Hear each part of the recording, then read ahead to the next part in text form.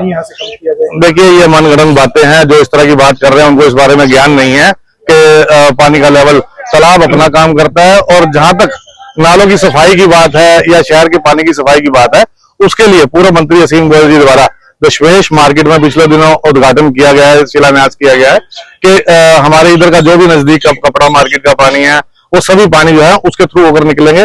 और इंदरपुरी में जो प्लांट स्थापित किया गया है, अगले 15 दिन में वो चलकर तैयार हो जाएगा।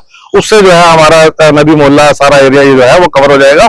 और जहां तक रही बात, जो इस तरह की बात कर रहे हैं कि पार्क का पानी सड़कों से गुजारेंगे, पिछले साल कुछ अधिकारियों द्वारा गलती की गई थी कि पार्क का पानी जो है नालों के थ्रू निकालने की कोशिश की गई थी, जिससे क्या हो गया था कि आपने देखा था कि सड़कों पर कहीं ना कहीं कीच नजर आई थी। तो इस तरह की गलती अधिकारियों को कह दी गई है कि इस बार आप इस तरह की गलती ना करें। पूर्व मंत्री असीम गोयल जी के सख्त निर्देश हैं कि इस पार्क को अच्छा स्वच्छ बनाया जाए और जहां जहां जरूरत है, जिस प्रकार की भी जरूरत है, वो सभी काम कराए जाए, चाहे वो डिस्पोजल का काम है, चाहे वो किसी तरीके का भी काम है। सर, एक उम्मीद जागी है दंबाला में पार्क में बोटिंग की, किस तरह देखते हैं, कब तक शुरू होने की उम्मीद रखते हैं? देखिए, लगभग 30 वर्ष बाद आज अंबाला की महावीर पार्क में बोटिंग का काम शुरू होने जा रहा है।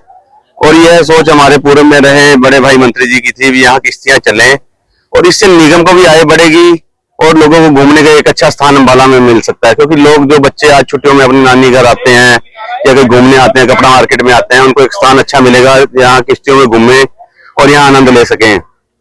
और जो लोग कहते हैं इसको खाली किया जाए, और जब पानी बारिश का ओवर आएगा वो अपने आप अपना स्थान ले लेगा।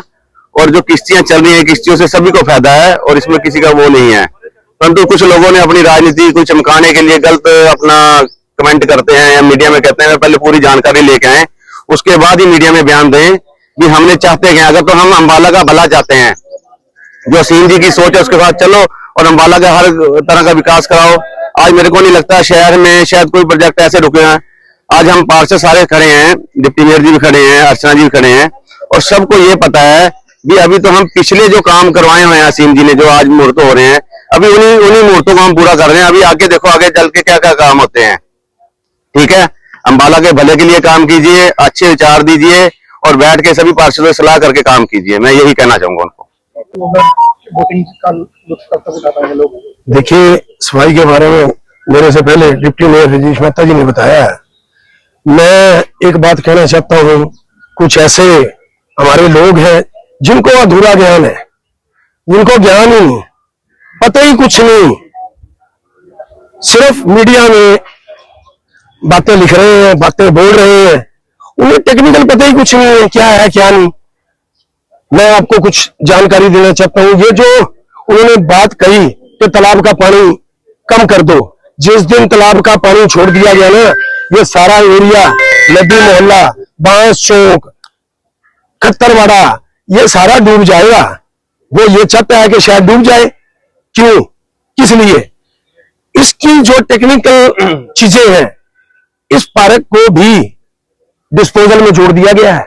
मैं उसको ये बताना चाहता हूं, डिस्पोजल के जरिए अंडरग्राउंड पानी, अगर आप जिस दिन मोटर चलाओगे ना 2 या 3 दिन में, तो कम से कम 1 घंटे में पूरी पार्क का पानी बाहर हो जाएगा अंडरग्राउंड, और एक बूंद पानी सड़क पे नहीं आएगी। पहली बात तो मैं उसको ये जान देना चाहता हूं। अधूरा ज्ञान है उनके पास, ज्ञान ले पूरा।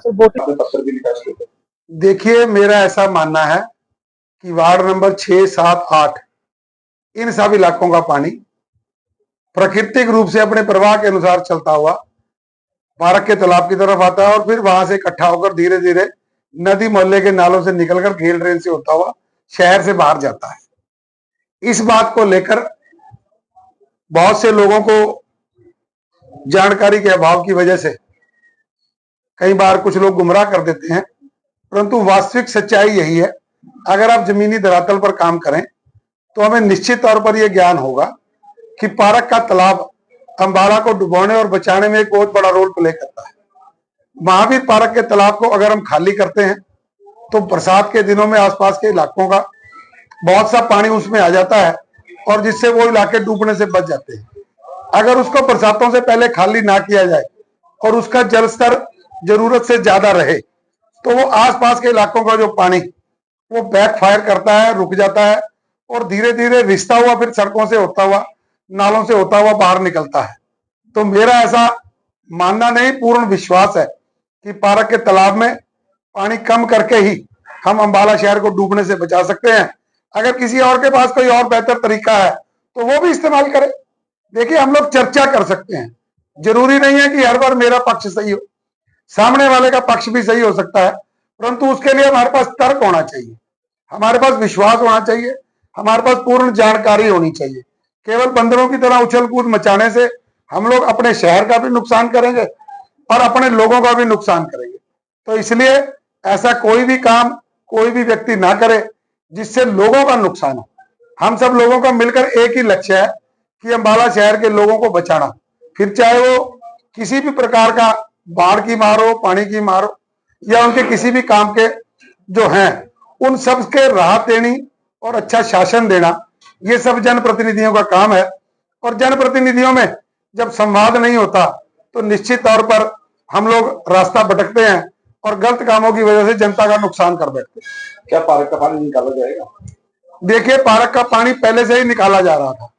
अब मुझे जानकारी मिली है कि पिछले 3-4 दिनों से कुछ लोगों ने वो पानी की निकासी बंद करा दी है और उनका ऐसा कहना है कि पानी की निकासी हो ना हो, पार्क के तालाब का इससे कोई संबंध नहीं है। अगर उनका ऐसा दृढ़ निश्चय है और वो ये मानते हैं कि पार्क के तालाब में पानी ना रहने से या होने से अंबाला शहर को कोई फर्क नहीं पड़ता, तो हाथ कंकन को आरसी क्या, पढ़े लिखे को फारसी।